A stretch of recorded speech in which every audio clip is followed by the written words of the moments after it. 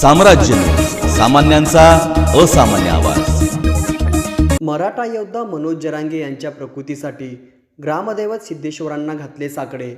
मराठा योद्धा मराठा समाजाला आरक्षण मिळावे म्हणून गेल्या 5 दिवसापासून अन्नपाणी त्याग केलेले मनोज जरांगे यांच्या प्रकृतीसाठी आणि उत्तम आरोग्यासाठी सकल मराठा समाजाच्या वतीने सोलापूरचे ग्रामदैवत श्री सिद्धेश्वराच्या चरणी आरती करून साकडे घालण्यात आले।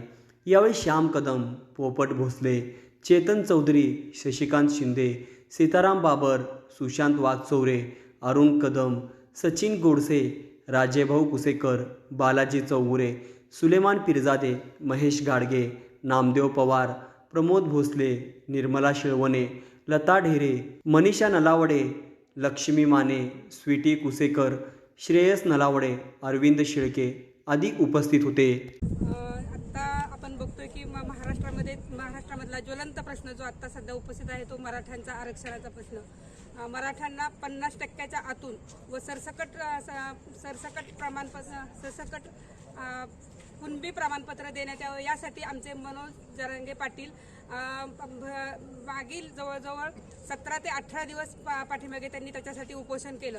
तेव्हा सर्व राजकीय पक्षातील नेते व आपले सर्व शासनातील जे आता उपस्थित आहेत ते सर्व लोक तिथे अगदी मुख्यमंत्र्यापासून ते अगदी सर्व केंद्रीय मंत्रिमंडळाचे लोक तिथे उपस्थित राहिले व सर्वांनी आश्वासन दिलं की आम्ही तुम्हाला आरक्षण देतो। तेव्हा त्यांनी 30 दिवसाचा कालावधी दिला होता। तेव्हा जरांगे पाटलांनी त्यांना 30 दिवस काय मी तुम्हाला आणखी 10 दिवस वाढवून देतो, परंतु आम्हाला तुम्ही आरक्षण हे द्यावं असं त्यांना विनंती केली। त्यांनी ते मान्य केलं। त्याच्यामुळेच जरांगे पाटलांनी तेव्हा उपोषण सोडलं व त्यांनी अख्खा महाराष्ट्रभर सगळे दौरे काढले व गावोगावी त्यांनी सभा भरवल्या। तेव्हा त्यांच्या सभेला लाखोच्या संख्येने लोक उपस्थित राहिले व त्यांनी सर्वांनी त्यांना पाठिंबा दिला।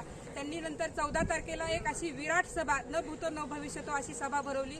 त्याला जवळजवळ 1.5 कोटी लोकांनी तिथे उपस्थिती लावली की अशी कुठलीही सभा अशी कुठेही होणार नाही आणि कधी झालीही नाही अशी सभा त्यांनी तिथे भरवली। तर त्याच्या सभेचा उद्देश काय होता की त्याच्यामध्ये लोकांचा एक उद्रेक होता की आम्हाला म्हणजे मराठ्यांना आरक्षण मिळावं आणि सर्वांनी त्यांना पाठिंबा दिला। त्याच्यानंतर 40 दिवस संपल्यानंतर देखील कोणीही मराठा आरक्षण मिळवण्यासाठी हालचाली केल्या नाहीत। म्हणजे हे मला वाटतं हे सरकार काय झोपीचं सोंग घेते का झोपले काहीच कळायला